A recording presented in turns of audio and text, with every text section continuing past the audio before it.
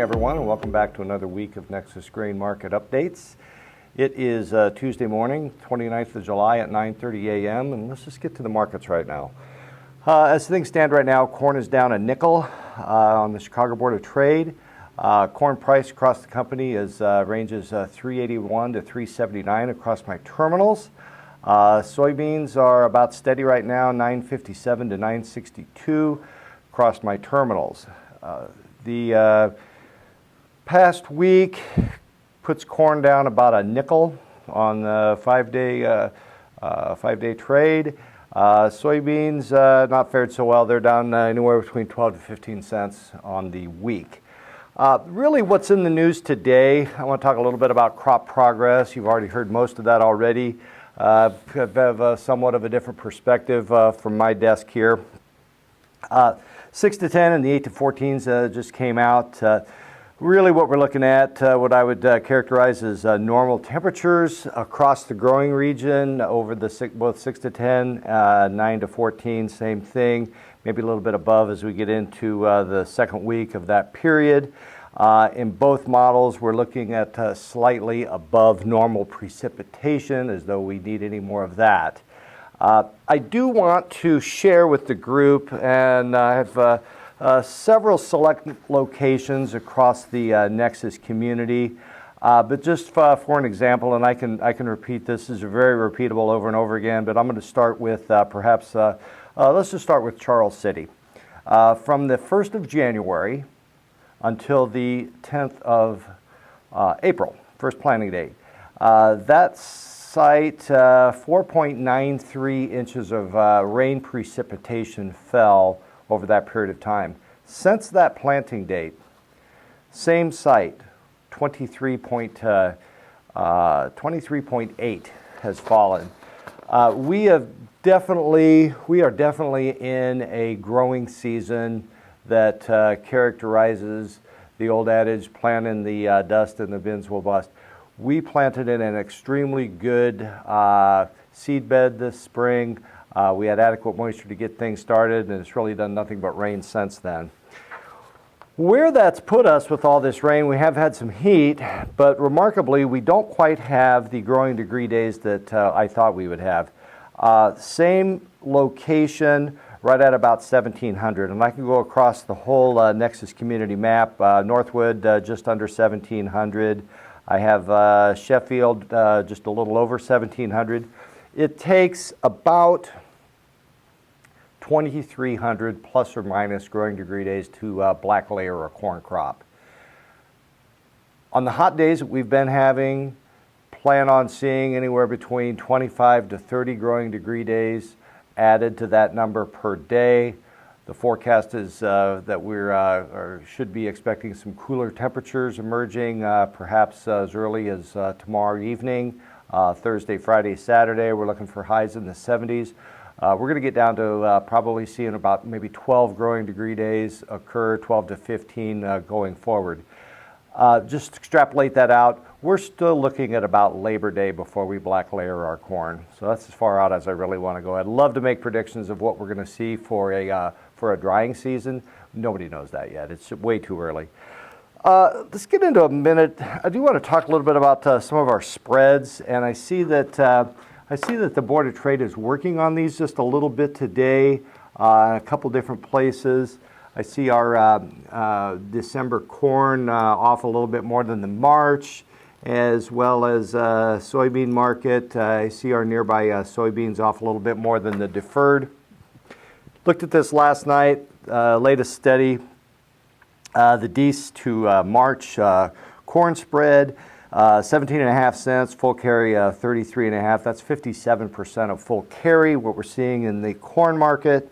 Soybean market has a considerably more amount of carry bid into it right now between the November and the March. 35 cents versus 52. That's showing like 67% of full carry. Okay. Again, one purpose of the Board of Trade is to provide a carry for the crop, so we do have the ability to ration this out over a 12-month period. Soybean oil, and everybody has heard me talk about this. The soybean oil market is a market that's living in the nearby right now. that market has absolutely no carry in it at all. You look at the amount of net position in the basically the commitment of traders. Net corn shorts right now among the professional managers, 177,000 contracts short as of the last reporting date. That was a week ago, versus 174, so virtually unchanged. Checked it last night, daily basis, net of options. The professional management sector is still short 155,000 contracts of corn. Soybeans, they're just standing on the fence right now. Last reporting date, 11,000 contracts short versus 32,000 the previous week. Last night, net of options, short right at about 7,000 contracts. So that's about as short as it gets. Export inspections, actually, is a really good number again. Packaged up and left the country, 59.9 million bushels of corn. Again, that exceeds the average, top of the average trade guess of 27.5 to 55.1. Right now, we're still tracking 3% above pace to hit the projected goal. And that 59.9, that exceeds last week's number of 38.8. So for this time of year, those are really good export numbers. Most of that, again, is going to Mexico. The bean number at the high end of the trade range, considerably less soybeans, 15.1 million, trade range of 7.3 to 16.5. That number is tracking about 2% greater than the pace we need to really be on to hit the last NAS number. Last week, 13.9. So we led last week by a considerable amount. Crop condition report, and that's probably old news by now. Corn doesn't really surprise me much. Corn 73% good to excellent versus 74 from last week. Soybeans did something that's never supposed to happen. That increased a couple of points, 70% good to excellent versus 68% the week before.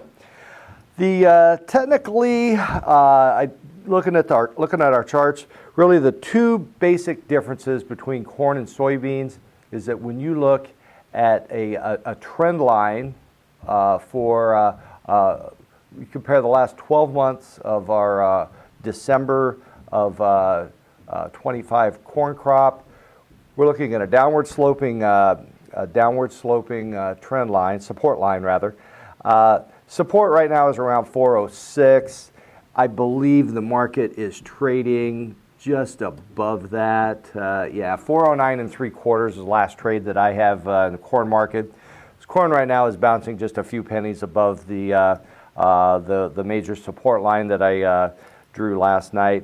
Soybeans, I have to tell you, is certainly standing with an upward sloping trend line.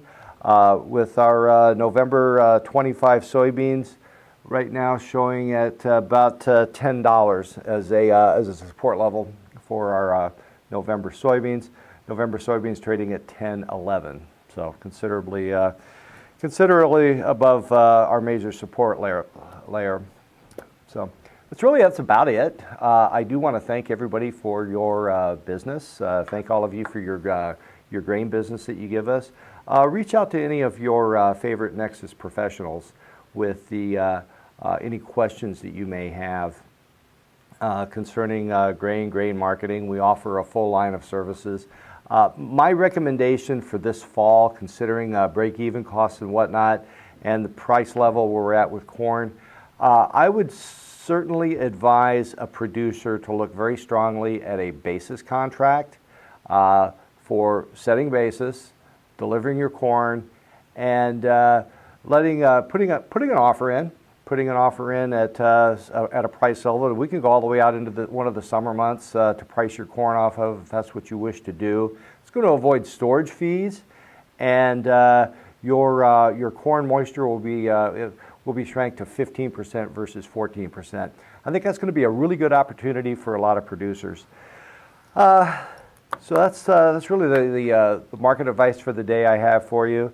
Again, reach out to any one of the Nexus people that you may know for any of your agronomic needs, fuel needs, and feed needs. So thank you very much for your business, and we'll see you soon. Goodbye now.